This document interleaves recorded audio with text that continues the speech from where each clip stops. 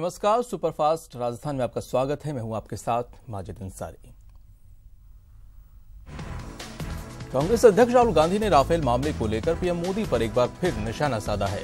राहुल गांधी ने कहा है कि 2019 में उनकी पार्टी की सरकार बनने पर इस मामले की आपराधिक जांच करेगी और जिम्मेदार लोगों को सजा दी जाएगी। राहुल गांधी ने यह भी दावा किया कि रक्षा मंत्री निर्मला सीतारमण ने लोकसभा में उनके सवाल का जवाब नहीं दिया और ड्रामा करती रही। इससे पहले राफेल मुद्दे पर रक्षा मंत्री निर्मला सीतारमण ने लोकसभा में न सिर्फ कांग्रेस के सवालों के सिलसिलेवार ढंग से जवाब दिए, बल्कि उस पर कई तीखे हमले भी किए और दावा किया कि राफेल डील में कोई घोटाला नहीं हुआ। रक्षा मंत्री ने कांग्रेस पर हमला करते हुए कहा कि बोफोर्स की वजह से आपकी सरकार गई थी, राफेल की वजह से मोदी फिर सत्ता में आएगी। रक्षा मंत्री ने आरोप लगाया कि कांग्रेस जब सत्ता में थी तो डील को लटकाए रखी क्योंकि उससे इसमें पैसे नहीं मिले और राष्ट्रीय सुरक्षा को नजरअंदाज की। लोकसभा में राफेल पर अपने करीब 2.5 घंटे के जवाब में सीतारमण ने कांग्रेस पर लगातार झूठ बोलने और देश को गुमराह करने का आरोप लगाया।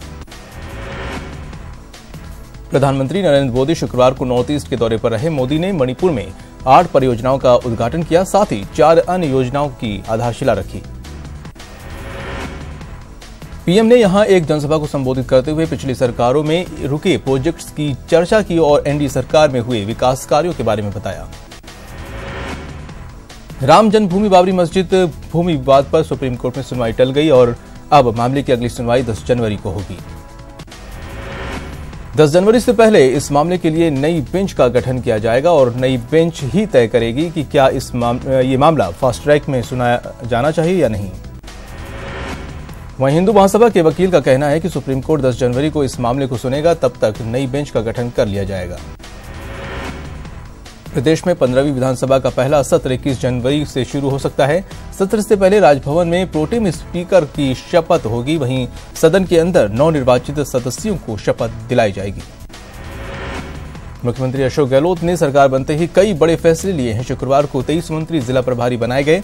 बता दें कि जिन मंत्रियों को जिला प्रभारी बनाया गया है उनमें सभी को सरकार के मंत्रालय में मंत्री का पद मिल चुका है। चिकित्सा मंत्री रघु शर्मा का कहना है कि प्रदेश में स्वाइन फ्लू के बढ़ते कहर पर सरकार गंभीर है। अजमेर दौरे पर आए चिकित्सा मंत्री ने कहा कि लक्षण मिलने पर तुरंत डॉक्टर से परामर्श लें। प्रदेश में स्वाइन फ्लू का सितम ढा रहा है। पिछले 3 दिन में स्वाइन फ्लू ने 3 लोगों की जान ले ली है। कोटा में स्वाइन फ्लू के 2 पॉजिटिव मामले सामने आने के बाद चिकित्सा विभाग में हड़कंप मच गया है और अब तक 44 नए पॉजिटिव केस सामने आ चुके हैं। केंद्रीय सड़क परिवहन एवं राजमार्ग एवं जल संसाधन मंत्री नितिन गडकरी आज जोधपुर आएंगे, जहां वो प्रदेश को करोड़ की सौगात देंगे। गडकरी आज जोधपुर रिंग रोड के साथ कई योजनाओं का शिलान्यास करेंगे। गडकरी आज जोधपुर रिंग रोड के साथ 6 राष्ट्रीय राजमार्ग परियोजनाओं में से 3 का शिलान्यास करेंगे। इन प्रोजेक्ट की लागत 5,379 करोड़ रुपए है। चूरू के सालासर में 3 नकाबपोश बदमाशों ने पिस्तौल की नोक पर बैंक डकैती को अंजाम दिया है। खबरों के मुताबिक शोभासर गांव के बड़ोदरा स्थान क्षेत्रीय ग्रामीण बैंक में हथियारों के साथ घुसे इन बदमाशों ने बैंक कर्मियों से मारपीट की और बैंक चेस्ट में रखे 8,67,000 रुपए लूट लिए। एक्टर नसीरुद्दीन शाह एक बार फिर विवाद बयानों के चलते चर्चा में है। एमनेस्टी इंटरनेशनल इंडिया का एक कैंपेन का वीडियो सामने आया है, जिसमें वो संविधान आजाद भारत की बात कर रहे हैं और दावा करते नजर आ रहे हैं कि भारत में धर्म के नाम पर नफरत की दीवार खड़ी की जा रही है। नसीरुद्दीन शाह के इस बयान पर एक्टर इमरान हाशमी ने प्रतिक्रिया दी है और कहा है कि अभी वो जो महसूस कर रहे हैं उसके मुताबिक अपने देश में हर किसी को अपने विचार रखने की आजादी है। लोकसभा चुनाव में रणनीति तय करने के लिए अमित शाह की अध्यक्षता में पश्चिमी उत्तर प्रदेश के बीजेपी के सांसदों और कुछ वरिष्ठ मंत्रियों की दिल्ली में बैठक हुई। इस बैठक में सपा बसपा के गठबंधन, यूपी में किसानों की स्थिति और राम मंदिर मुद्दे समेत अनेक महत्वपूर्ण बिंदुओं पर चर्चा हुई। भाजपा सांसदों को केंद्रीय योजनाओं के तेजी से क्रियान्वयन पर जोर देने का अमित शाह ने निर्देश दिए। लोकसभा चुनाव में गठबंधन को लेकर दिल्ली में सपा मुखिया अखिलेश यादव और बीएसपी प्रमुख मायावती के बीच बैठक हुई। बैठक में दोनों दलों के बीच महागठबंधन पर सहमति बनी। सपा और बसपा 37 लोकसभा सीटों पर चुनाव लड़ेंगे। 2 या 3 सीट राष्ट्रीय लोकदल को दी जाएगी। साथ ही 2 सीटें महागठबंधन में शामिल होने वाले संभावित अन्य क्षेत्रीय दलों के लिए रखी जाएंगी। महागठबंधन में सपा और बसपा के साथ ही राष्ट्रीय लोकदल और अन्य क्षेत्रीय दल भी शामिल होंगे। कांग्रेस महागठबंधन से बाहर हो गई है, लेकिन अमेठी और रायबरेली में महागठबंधन कांग्रेस को समर्थन करेगा। यूपी के मुख्यमंत्री योगी आदित्यनाथ आज प्रयागराज दौरे पर रहेंगे। यहां वो 10 बजे बमरौली एयरपोर्ट पर पहुंचेंगे और 10:30 बजे कुंभ मेला में पहुंचकर अखाड़ों और साधु संतों के शिविरों का भ्रमण करेंगे। योगी प्रयागराज में सार्वजनिक आवास का उद्घाटन भी करेंगे। साथ ही त्रिवेणी रोड पर स्वच्छता संबंधी वाहनों की परेड एवं फ्लैग ऑफ, शटल बसों एवं ई रिक्शा का फ्लैग ऑफ करेंगे। यूपी में अब रेप पीड़ित दलितों आदिवासियों को मिलेगा 5,000 की पेंशन। यूपी SC/ST कमीशन का प्रस्ताव पर जिलाधिकारियों से रिपोर्ट मांगी गई है। 14 जून 2016 के बाद रजिस्टर्ड केस के पीड़ित पेंशन के दायरे में आएंगे। राहुल गांधी के गढ़ अमेठी में स्मृति ईरानी ने राहुल पर तंज कसते हुए कहा कि राहुल गांधी अपनी मां के आशीर्वाद से बने नेता हैं और अब अमेठी राहुल गांधी का नहीं, बीजेपी का गढ़ बन चुका है। राहुल गांधी शुक्रवार को 2 दिवसीय अमेठी दौरे पर जाने वाले थे, लेकिन लोकसभा में राफेल की बहस में शामिल होने के लिए उन्होंने अपना दौरा रद्द कर दिया और अब 21 या 22 तारीख को अपने संसदीय क्षेत्र जाएंगे। मुजफ्फरनगर में भाजपा के बड़बोले विधायक विक्रम सैनी ने एक बार फिर बड़बोला बयान दिया है, जिसमें उन्होंने देश में वंदे मातरम का विरोध करने वालों को देशद्रोही करार दिया है। विक्रम सैनी ने कहा कि देश में ऐसे लोगों के खिलाफ कानून बनना चाहिए जो देश के खिलाफ बोलते हैं। उन्हें देश में डर लगता है, वो लोग देश छोड़कर चले जाएं। उन्होंने कहा कि अगर मुझे मंत्रालय मिल गया तो ऐसे देशद्रोहियों को बम से उड़ा दूंगा। प्रयागराज कुंभ मेले में पहली बार शिरकत कर रहा किन्नर अखाड़ा लोगों के आकर्षण का केंद्र बना हुआ है। किन्नर अखाड़े की सभ्यता और संस्कृति को बेहद नजदीक से जानने और समझने के लिए लोगों में भी खासी उत्सुकता बनी है। 2016 में उज्जैन के सिंहस्थ कुंभ में अखाड़े की स्थापना के बाद पहली बार प्रयागराज कुंभ मेले में शिरकत कर रहे किन्नर अखाड़े ने किन्नर आर्ट विलेज बसाने की भी तैयारी तेज कर दी है। मुजफ्फरनगर के शिकारपुर गांव में पुलिस और गौ तस्करों के बीच देर रात मुठभेड़ हो गई, जिसमें पुलिस की गोली से 2 गौ तस्कर घायल हो गए, जबकि 2 तस्कर चकमा देकर फरार होने में कामयाब रहे। इस मुठभेड़ के दौरान बदमाशों की गोली लगने से एक सिपाही भी घायल हो गया है। सभी घायलों को पुलिस ने उपचार के लिए अस्पताल में भर्ती कराया है। वहीं पुलिस ने इनके कब्जे से 2 तमंचे, दर्जनों कारतूस, एक बाइक के साथ एक चाकू भी बरामद किया। पुलिस फरार बदमाशों की तलाश में जुट गई है। मेरठ में बहुचर्चित इंद्रप्रस्थ हाउसिंग सोसाइटी में हुए करोड़ों के घोटाले मामले में पुलिस ने उत्तर प्रदेश आवास विकास परिषद के पूर्व उप आयुक्त वीके चौधरी को गिरफ्तार कर लिया है।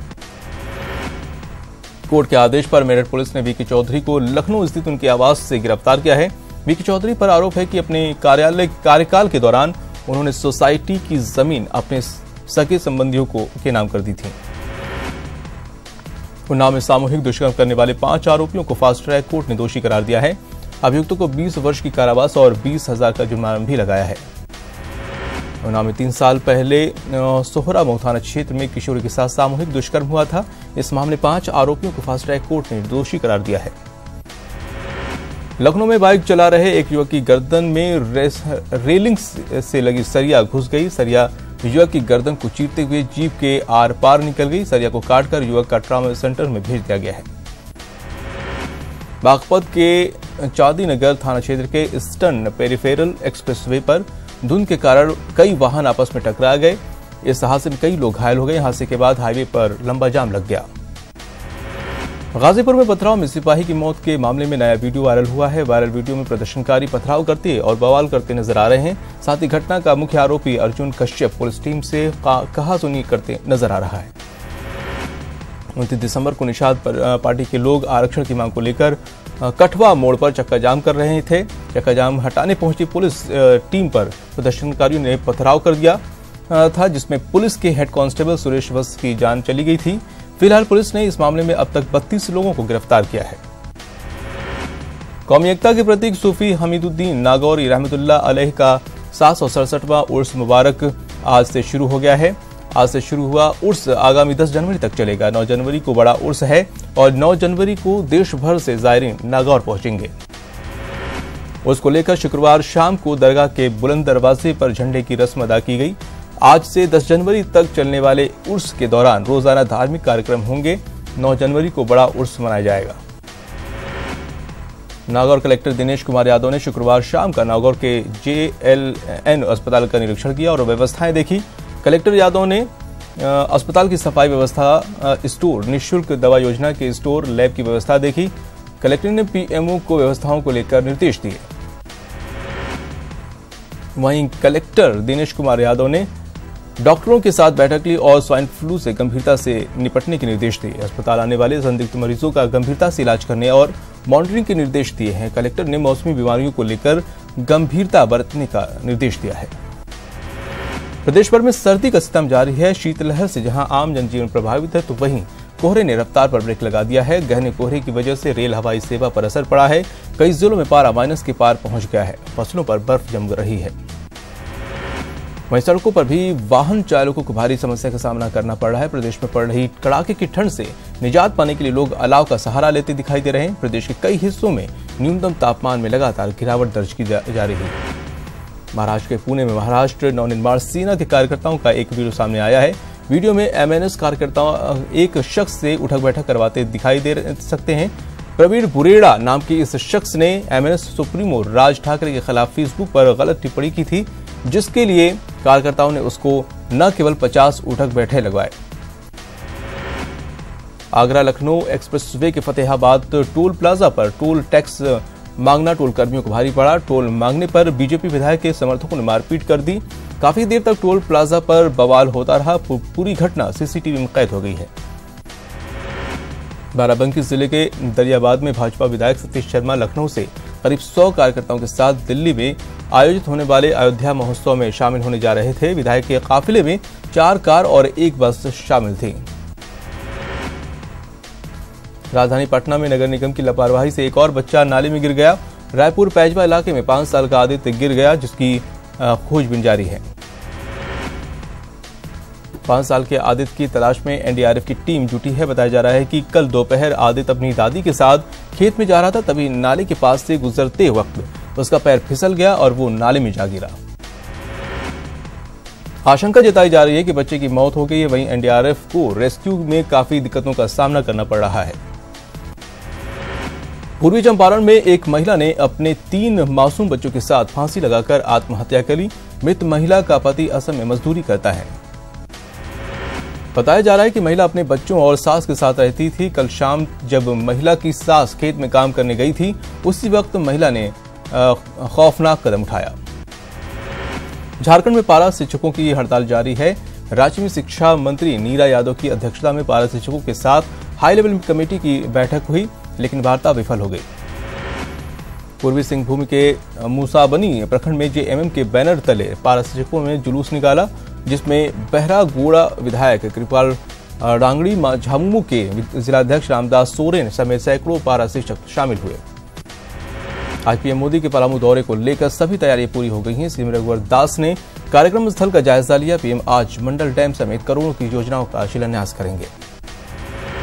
हाल के दिनों में गिरिडीह से PM मोदी, CM रघुवर दास, गवर्नर द्रौपदी मुर्मू के अलावा DC समेत कई लोगों को नक्सलियों के नाम पर धमकी भरा पत्र भेजा गया है, जिसके बाद पूरे मामले की जांच के लिए SIT का गठन किया गया है। इस मामले में अब तक 25 से ज्यादा लोगों से पूछताछ की गई है।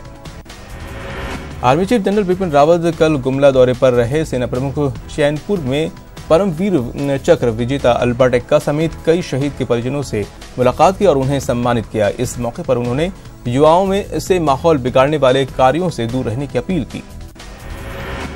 मानहानि के मामले में कांग्रेस ने झारखंड हाई कोर्ट में हस्तक्षेप याचिका दायर की है और सिविल कोर्ट द्वारा जारी समन को निरस्त करने की अपील की है। दरअसल बीजेपी के राष्ट्रीय अध्यक्ष अमित शाह के खिलाफ विवादित टिप्पणी को लेकर बीजेपी के एक नेता ने राहुल गांधी के खिलाफ मानहानि का केस दायर किया है, जिस पर रांची सिविल कोर्ट ने समन जारी किया है और 6 फरवरी को राहुल गांधी को कोर्ट में पेश होने को कहा है। लालू यादव की जमानत पर 11 जनवरी को फैसला आ सकता है। कल सुनवाई पूरी होने के बाद झारखंड कोर्ट ने फैसला सुरक्षित रखा है। कपिल सिब्बल ने मेडिकल ग्राउंड पर बेल देने की अपील की है।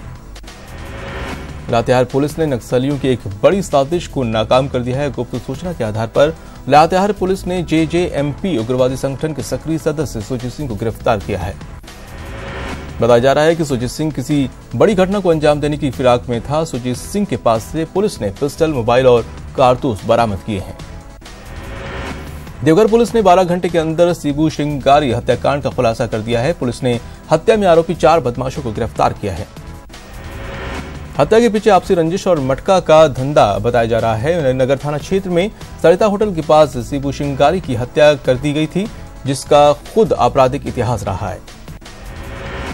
एमपी के सिंगरौली के हिर्रा हवा खदान पर पुलिस ने छापा मारा और अवैध खनन कर रहे 6 जेसीबी को जब्त किया। वहीं परिवहन कर रहे 36 ट्रकों को भी पुलिस ने अपने कब्जे में ले लिया है। खनिज विभाग पूरे मामले पर कार्रवाई कर रहा है।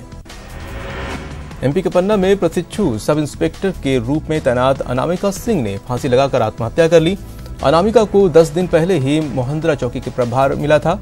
पुलिस पूरे मामले की जांच कर रही है। धमतरी के पाहंदा गांव में एक पति ने चरित्र की शंका में अपनी पत्नी की हत्या कर दी। हत्या के बाद आरोपी ने पुलिस के सामने सरेंडर भी कर दिया। वहीं पुलिस ने मामला दर्ज कर लिया है।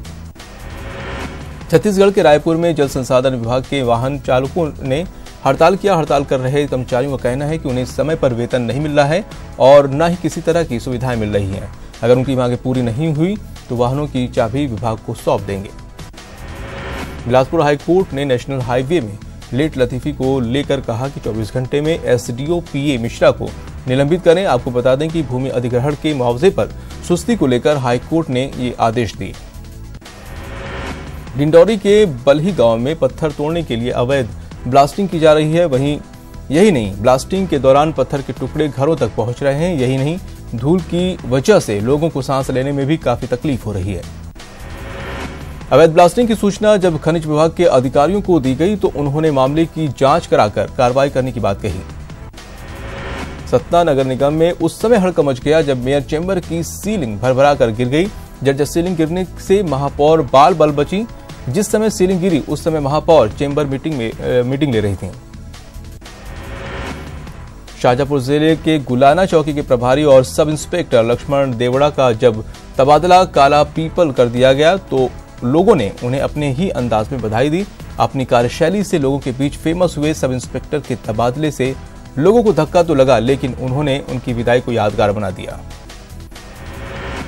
इतना ही नहीं, सब इंस्पेक्टर का शॉल और श्रीफल से स्वागत भी किया गया और बुजुर्ग महिलाओं ने भी युवा पुलिसकर्मियों को दुलार किया। इसके बाद चौकी प्रभारी भी इस सम्मान से भावुक होकर लोगों का शुक्रिया करते नजर आए। केंद्रीय मंत्री और महाराष्ट्र से सांसद रामदास अठावले ने भैयू महाराज आत्महत्या को हत्या बताते हुए इस मामले की सीबीआई से जांच कराने की बात कही है। रिपब्लिकन पार्टी ऑफ इंडिया के प्रमुख अठावले ने बताया कि उन्होंने इस संबंध में मध्य प्रदेश के मुख्यमंत्री कमलनाथ से बात भी की है। भोपाल के सावरकर ब्रिज की लोकार्पण पट्टिका पर पेंट पोतने का मामला गरमाने लगा है। बीजेपी के कार्यकर्ता और जिला अध्यक्ष सावर ब्रिज पहुंचे और पट्टिका पर लगे पेंट को साफ करने की कोशिश की। भोपाल के चौक बाजार में 2 गाड़ियों की टक्कर के बाद वाहन चलाने वाली दोनों महिलाओं के बीच जमकर मारपीट हुई। सूचना के बाद पुलिस मौके पर पहुंची और दोनों को अलग किया। अब चीन ने भी सबसे पावरफुल बम बनाने का दावा किया है। अभी तक अमेरिका के मदर ऑफ ऑल बम्स और रूस के फादर ऑफ ऑल बम्स के सामने थे, लेकिन चीन ने अपने बम को इन दोनों से ज्यादा खतरनाक बताया है। अमेरिका के साथ ट्रेड वॉर और दक्षिण चीन सागर में तनाव बढ़ाने वाली घटनाओं के बीच चीन के राष्ट्रपति शी जिनपिंग ने सेना से युद्ध की तैयारियों में जुटने के आदेश दिए हैं। थाईलैंड के नाखोन सी थमारत प्रांत में तूफान पावु की आशंका के मद्देनजर लगभग 7,000 लोगों को सुरक्षित स्थानों पर पहुंचाया गया है। थाईलैंड के मौसम विज्ञान विभाग के मुताबिक तूफान के दौरान हवा की रफ्तार 75 किलोमीटर प्रति घंटा है। अमेरिकी राष्ट्रपति डोनाल्ड ट्रंप ने कैलिफोर्निया में मारे गए भारतीय मूल के पुलिस अधिकारी रोन सिंह के परिजनों से बातचीत की। सिंह की हत्या कथित रूप से अवैध अप्रवासी व्यक्ति ने गोली मारकर की थी। व्हाइट हाउस ने इसकी जानकारी दी। अमेरिकी विदेश विभाग ने अमेरिकी नागरिकों से चीन की यात्रा करते वक्त सतर्कता बरतने की सलाह दी है। सूत्रों के मुताबिक नए दिशा निर्देश तथा कथित निकास प्रतिबंधों के बारे में चेतावनी देते हैं जो विदेशी नागरिकों को चीन छोड़ने से रोकते हैं। बांग्लादेश में 11वें संसदीय चुनाव के बाद अब नवनिर्वाचित सांसदों के शपथ ग्रहण समारोह का विपक्षी सदस्यों ने बहिष्कार किया और दोबारा चुनाव की मांग तक उठाई है। सूत्रों के मुताबिक बांग्लादेश संसद का अध्यक्ष शर्मीन चौधरी ने ढाका के संसद परिसर के शपथ ग्रहण कक्ष में पीएम शेख हसीना समेत सांसदों को पद एवं गोपनीयता की शपथ दिलाई। चीन के 70 बरस के इतिहास में पहली बार चीन की जनसंख्या में कमी आई है। जनसंख्या में ये कमी 2018 में दर्ज की गई। विशेषज्ञ इसे जनसांख्यिकी संकट मान रहे हैं जो चीन की धीमी होती अर्थव्यवस्था पर और दबाव डालेगा। साल 1979 में चीन ने वन चाइल्ड पॉलिसी लागू की थी। पिंक सिटी जयपुर में 11 जनवरी को ब्यूटी पीजेंट्स मिसेस राजस्थान 2019 का आयोजन होने जा रहा है। फ्यूजन ग्रुप की ओर से आयोजित इस कंपटीशन में 20 फाइनलिस्ट का चयन किया गया है। सिडनी टेस्ट में भारतीय बल्लेबाज चेतेश्वर पुजारा दोहरे शतक से चूक गए। मैच के दूसरे दिन 130 रन के अपने निजी स्कोर से आगे खेलने उतरे पुजारा 193 रन बनाकर नॉर्थन लियोन का शिकार बने और महज 7 रन से शतक चूक गए। सिडनी टेस्ट में भारतीय विकेटकीपर बल्लेबाज ऋषभ पंत ने शानदार शतक लगाया। पंत ने भारत की पहली पारी में 159 रन की नाबाद पारी खेली जो इस दौरे पर इनका अब तक का बेस्ट प्रदर्शन रहा। सिडनी टेस्ट में भारतीय ऑलराउंडर रविंद्र जडेजा भी शतक से चूक गए। मैच में भारत की पहली पारी में पुजारा के आउट होने के बाद बैटिंग करने उतरे जडेजा ने पंत के साथ 7वें विकेट के लिए 204 रन की साझेदारी तो जरूर बनाई, लेकिन मात्र 19 रन से अपने टेस्ट करियर का दूसरा शतक लगाने से चूक गए। भारतीय टीम के पूर्व कप्तान मोहम्मद अजहरुद्दीन ने कहा कि भारत के ऑस्ट्रेलिया दौरे पर जीतने की अच्छी संभावनाएं हैं। अजहर ने हालांकि ये भी माना कि इसके लिए विराट सेना को कड़ी मेहनत करनी होगी। भारत के पूर्व स्टार फुटबॉलर और कप्तान बाईचुंग भूटिया एक बार फिर राजनीति में अपनी किस्मत आजमाने के लिए तैयार हैं। इस बार भूटिया का प्लान अपने मूल राज्य सिक्किम में होने वाले विधानसभा चुनाव में उतरने का है। गोल्डन गर्ल और निशानेबाजी की दुनिया की नई सनसनी मनु भाकर ने हरियाणा खेल महकमे पर निशाना साधा है। मनु भाकर ने खेल मंत्री अनिल विज के अक्टूबर 2018 के एक ट्वीट पर रीट्वीट किया है। दरअसल उस ट्वीट में अनिल विज ने कॉमनवेल्थ गेम्स में गोल्ड मेडल जीतने वाली मनु भाकर को बधाई दी थी, साथ ही 2 करोड़ इनाम की घोषणा की थी। अब उसी पुराने ट्वीट पर मनु भाकर ने रीट्वीट किया और पूछा कि 2 करोड़ के इनाम की बात सच है या फिर उसे भी वो भी एक जुमला है। हरियाणा जिंद उपचुनाव में सबसे पहले सूबे की सियासी पारा चढ़ गया है। सभी पार्टियां जीत के लिए जोर लगा रही हैं। पूर्व मुख्यमंत्री भूपेंद्र सिंह हुड्डा भी जिंद उपचुनाव में जीत का दावा कर रहे हैं। उन्होंने प्रदेश सरकार पर निशाना साधते हुए कहा कि वो किसान विरोधी पार्टी है। सरकार हर टेस्ट में फेल हो चुकी है और जनता को कांग्रेस से उम्मीद है। पैरोल पर चल रहे जेजे नेता अजय चौटाला ने शुक्रवार को बहादुरगढ़ में कार्यकर्ताओं से मुलाकात की। इस मौके पर अजय चौटाला ने दावा किया कि जिंद विधानसभा उपचुनाव में जेजेपी की जीत होगी। अजय चौटाला का कहना है कि उन्होंने अपने निष्कासन को लेकर जेल में ओपी चौटाला से भी सवाल किया। अजय चौटाला ने प्रदीप देशवाल पर हुए हमले की निंदा की और आरोपियों की जल्द गिरफ्तारी की मांग की। करनाल के नवनिर्मित मेयर और पार्षदों ने पंचायत भवन में शपथ ली। कमिश्नर विनीत गर्ग और डीसी आदित्य दहिया ने सभी 20 पार्षदों और मेयर रेणुवाला गुप्ता को शपथ दिलाई। इस शपथ समारोह में मंत्री कर्णदेव कंबोज और विधायक भी मौजूद रहे। हरियाणा में पहली बार हुए प्रत्यक्ष चुनाव के बाद शुक्रवार को पानीपत में निगम मेयर और सभी पार्षदों के लिए शपथ समारोह आयोजित करवाया गया। नवनिर्वाचित मेयर अवनीत कौर 26 वार्ड के नवनिर्वाचित सदस्यों को उनके कर्तव्य एवं दायित्व के निष्ठापूर्वक निर्वहन के लिए शपथ दिलवाई गई। और इसी के साथ इस बुलेटिन में इतना ही। दीजिए इजाजत। नमस्कार।